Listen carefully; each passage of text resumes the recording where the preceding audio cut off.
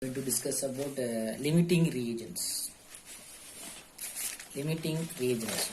But now we are going to discuss about limiting reagents. The limiting reagents so earlier we learned about stoichiometric concept previous class. Stoichiometric concept is useful in predicting amount of product formed in given chemical reactions. Limiting reagents நம்ம already பார்த்தக்கூடிய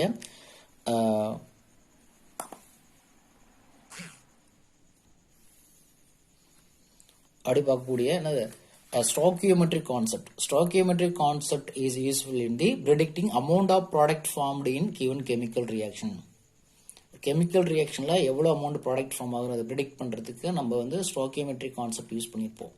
The stoichiometric concept வந்து predict the amount of product formed in the given chemical reaction ல பார்த்திருப்போம். Okay, if the reaction is carried out with the stoichiometric quantity of reactants. Stoichiometric quantity of reactants. If the reaction is carried out with the stoichiometric quantity of reactants, then all the reactants will be converted into the product. நம்ம use பண்ணக்கூடிய reaction வந்து stoichiometric குவான்டிட்டியில் வந்து quantity of ரியாக்டன் use பண்ணோம்னா அப்போ என்ன செய்கிறோம், அந்த அதோடைய ஆல் த ரியாக்டன் வந்து ப்ராடக்டாக கன்வெர்ட் ஆயிரும். The reaction is carried out with another stoichiometric coefficient of reaction use பண்ணும்போது ஒரு ரியாக்ஷன் வந்து stoichiometric coefficient reaction பயன்படுத்தி நம்ம யூஸ் பண்ணும்போது அப்போ அதில் இருக்கக்கூடிய ஆல் ரியாக்டன் வந்து ப்ராடக்டாக கன்வெர்ட் ஆயிரும். All reactant will be convert into the product. இது வந்து stoichiometric quantity of reactants. அதே reaction carried out when a reaction carried on the other hand when a reaction carried out using non-stoichiometric quantity of reactants. Non-stoichiometric quantity of reactants, the product yield will be determined by the reactants. Product yield வந்து இதெல்லாம் determine பண்ணுறோம், reactants determine. The reactant that completely consumed, that is completely consumed.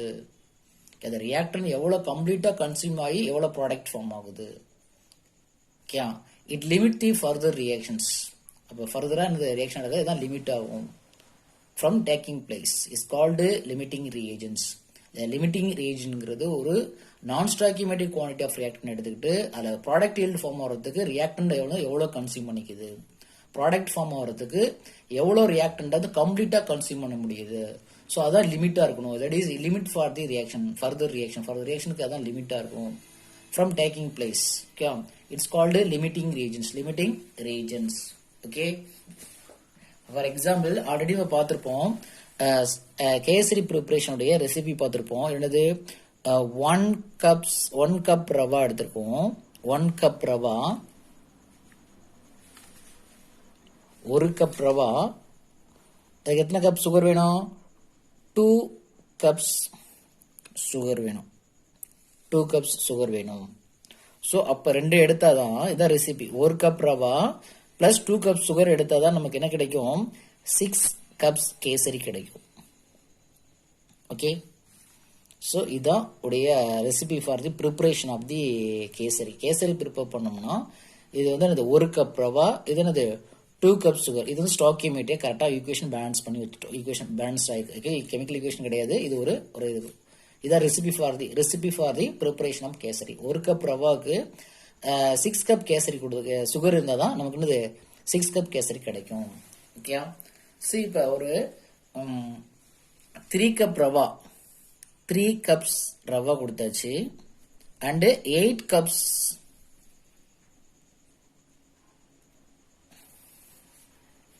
Sugar கொடுத்துட்டாங்க. 8 cup sugar availables. It is non ஸ்டாய்கியோமெட்ரியா இருக்கு.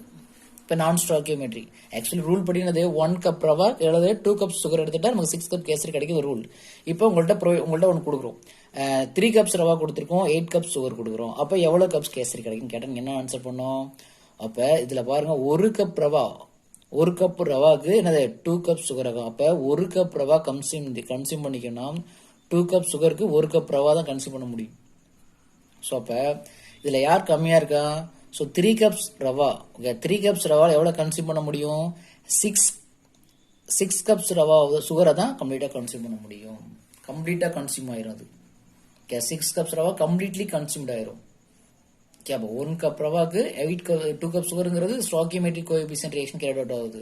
இப்போ நம்ம ஒரு quantity கொடுத்துருக்கோம். இப்போ 3 கப்ஸ் ரவா கொடுத்துருக்காது, 8 கப் சுகர் கொடுத்தாச்சு. அப்போ எவ்வளோ கேசரி கிடைக்கும் அப்படின்னு கேட்டோம்னா, ஸோ அப்போ 3 கப்ஸ் ரவா as per நாம் படி என்னது 3 கப்ஸ் ரவாவுக்கு எவ்வளோ தேவைப்படும்? 6 கப்ஸ் சுகர் தான் நீட் ஆகும். ஏன்னா 1:2 ரேஷியோ இருக்கு. 1 கப் ரவாக்கு 2 கப் சுகர்னா அப்போ 3 கப் ரவாக்கு எவ்வளோ தேவைப்படும்? 6 கப்ஸ் தான் இருக்கு. இப்போ யார் இதில் கம்ப்ளீட்டாக கன்சியூம் ஆகிறாங்க? 3 கப்ஸ் தான். ஸோ இது கம்ப்ளீட்டாக கன்சியூம் ஆகல. கியூன்றது தான் அந்த நான் ஸ்டாக்கியோமெட்ரியில் கொடுத்துருக்கக்கூடியது. ஸோ இப்போ எல்லாமே யார் கம்ப்ளீட்டாக 3 கப்ஸ் ரவா கம்ப்ளீட்லி கன்சியூம்ட் ஆகுது. ஸோ அப்போ 6 கப் சுகர் தான் எடுத்துக்கிட்டு நமக்கு என்ன எவ்வளோ கப் கிடைக்கும்? 1 கப்புக்கு 6 கப்னா அப்போ 3 கப்புக்கு என்னது 18 கப்ஸ் கேசரி ஃபைண்ட் அவுட் பண்ண முடியுது. கேசரி ஓகே, புரிஞ்சுதா? இதுதான் கேசரி ப்ரிப்பரேஷனான ரெசிபி. ஓகே,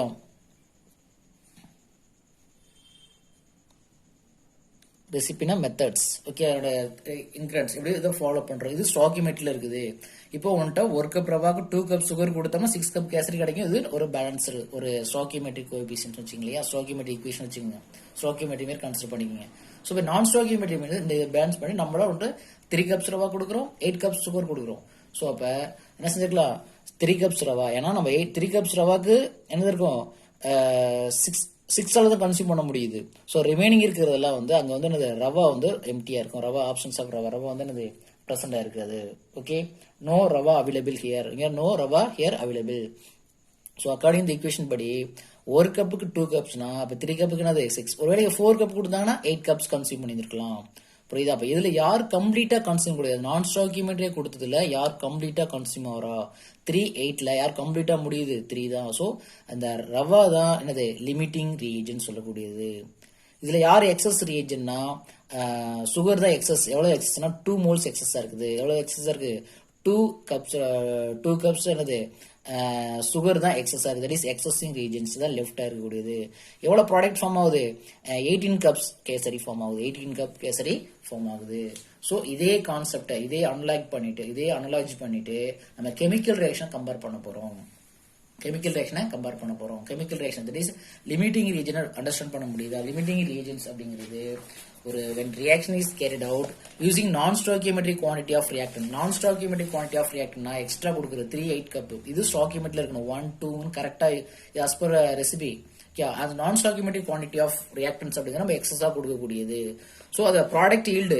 இப்போ 18 ப்ராடக்ட் ஈல்டுனா 18 கப் ரவாக்கு நம்ம எவ்வளோ ஃபார்ம் ஆகணும்? கரெக்டாக 18 கப்ஸ் ஃபார்ம்னா அது 3 கப்ஸ் எடுத்துக்கணும். ஸோ 3 கப் அதான் கம்ப்ளீட்லி கன்சியூம் பண்ண முடியும். இவ்வளோதான் கன்சியூம் பண்ண முடியும். ஸோ இதுக்கப்புறம் நீங்கள் இப்போ 3 கப் எடுத்துக்கிட்டு 3 கப் ரவா எடுத்துக்கிட்டு இங்கே ஒரு 15 கப் சுகர் கொடுத்தாலும் 3ஆல் எவ்வளோ கன்சியூம் பண்ண முடியும்? 6ஆல கன்சியூம் பண்ண முடியும். அப்போ அங்கே சுகர் மட்டும்தான் இருக்கும். அது சுகரை வச்சு நம்ம என்ன செய்ய முடியாது? கேசரி ப்ரிப்பேர் பண்ண முடியாது. ரவா இருந்தால் மட்டும்தான் நமக்கு என்னது கேசரி ப்ரிப்பேர் பண்ண முடியும். வெறும் சுகரை வச்சுட்டு என்ன செய்ய முடியாது? கேசரி ப்ரிப்பேர் பண்ண முடியாது. அப்போ ரவாக்கு மெயினாக ரவாவை தான் லிமிட்டிங்காக வச்சுக்கணும். இவங்க தான் லிமிட்ஸ், இவங்க தான் ரியாக்ஷனை லிமிட் பண்ணுறாங்க. ஸோ இதுக்காண்டி நீங்கள் 100 கப்ஸ் ரவா சுகர் எடுத்தாலும் நல்லா இதால் எவ்வளோ கன்சியூம் பண்ண முடியும்? ஒன்லி 6 கப்பெல்லாம் கன்சியூம் பண்ண முடியும். ஒருவேளை 4 எடுத்தால் 8 கன்சியூம் பண்ண முடியும். ஏன்னா இந்த ரெசிபி படி ஒருவேளை இங்கே இருந்து 6 எடுத்தால் இங்கே 12 கன்சியூம் பண்ண முடியும். ஸோ அதனால நம்ம இவ்வளோ இது அக்கார்டிங் டு தி ஈக்குவேஷனை நம்ம இதில் கிவன் அவைலபிள்ஸ் இதில் அதில் எவ்வளோ கன்சியூம் பண்ண முடியும்? ஸோ இப்போ இங்கே ரவா வந்து 3 கன்சியூம் பண்ணால் இது 2ல் ரவா வந்து ஆப்ஷன்ஸ் ஆர் நோ ரவா ஆயிரும். ஸோ அதெல்லாம் இதான் லிமிட்டாக இதான் கம்ப்ளீட்லி கன்சியூம்ட் ஆயிருது. அந்த சுகர் வந்து கம்ப்ளீட்டாக கன்சியூம் ஆகல. கொடுத்தது 8ல் 6 மட்டும் தான் இருக்குது. ஸோ அப்போ 2 வந்து எக்ஸஸாக இருக்குது. தட் இஸ் எக்ஸஸ் ரேஜனுங்கிறது சுகரு, லிமிட்டிங் ரேஜனுங்கிறது ரவா. By the reactant is completely consumed. So it limit the further reaction. இதுதான் லிமிட் பண்ணுங்க ஃபர்தர் ரியாக்ஷனை ஃப்ரம் டேக்கிங் பிளேஸ். அதுக்கப்புறம் ரியாக்ஷன் ஸ்டாப். அதுக்கப்புறம் ரியாக்ஷன் நடக்குது. 3 கப் மேலே கன்சியூம் பண்ண முடியும். அதுக்கப்புறம் கேசரி ப்ரிப்பேர் பண்ண முடியாது. ஸோ அப்போ நம்ம கொடுத்தா தான் 3 கப்ஸ் கன்சியூம் ஆயிடுச்சு. அவ்வளோதான், அதான் லிமிட் ஆயிடுச்சு. இதான் லிமிட்டிங் ரியேஜென்ட், இதான் எக்ஸஸ் ரியேஜென்ட்.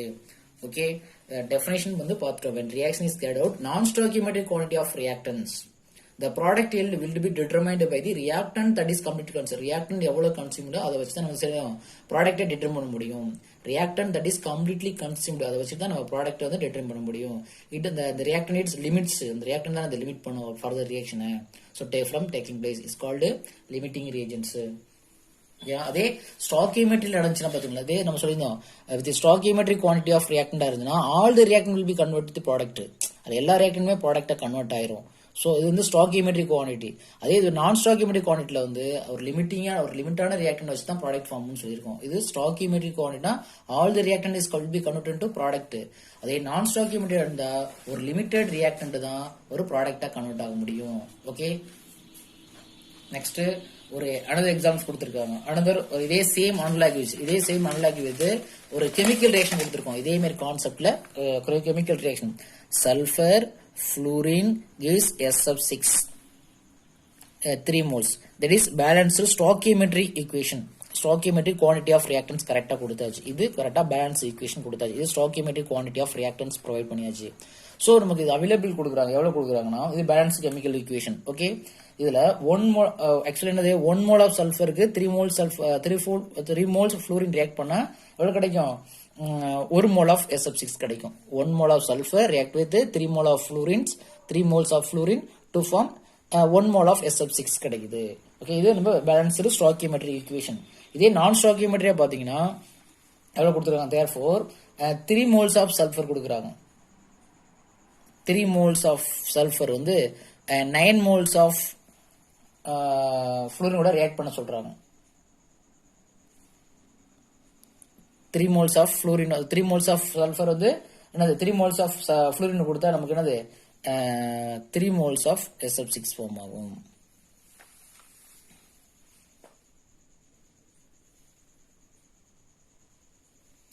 சாரி இருங்க, இங்க 3 moles கொடுக்குறாங்க. 3 moles வந்து சல்ஃபர் கொடுக்குறாங்க, 12 moles வந்து fluorine கொடுக்குறாங்க. ஸோ அப்போ இது 3 moles of சல்ஃபரையும் 12 moles of fluorineயும் அலோவ் பண்றாங்க ரியாக்ட் பண்றதுக்கு. ஓகே, ஸோ இது கரெக்டாக balance equation.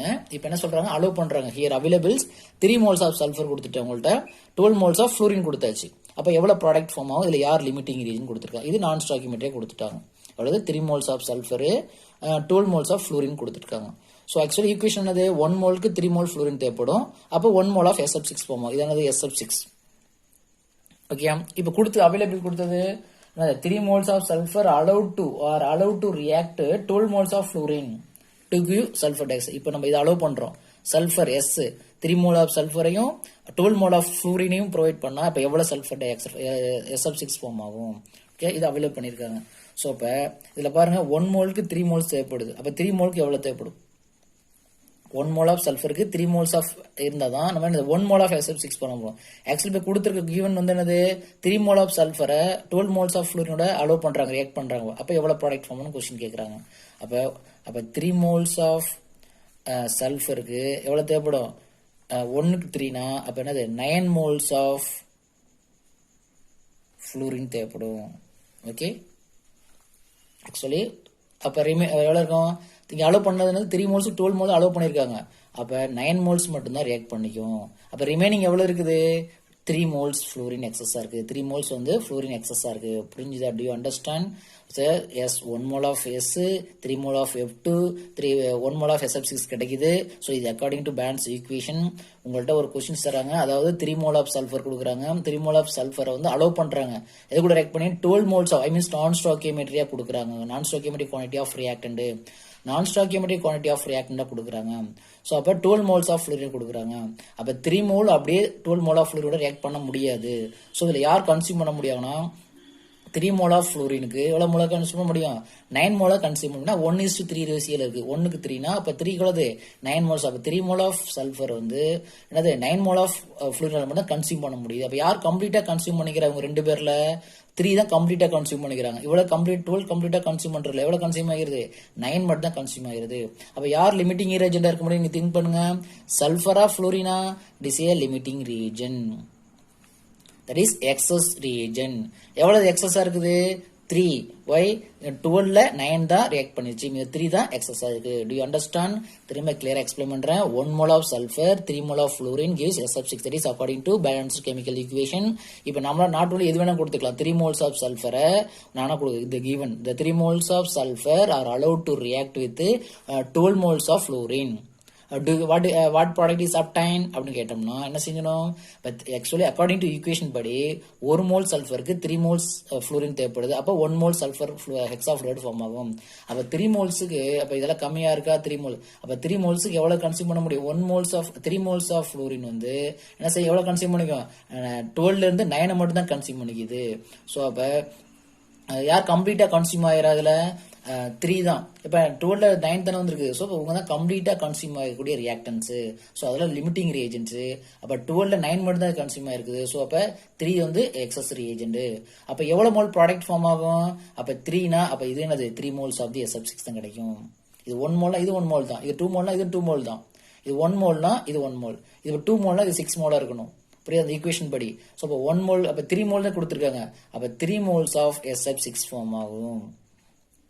3 moles of SF6 form ஆகும். Do you understand? According to the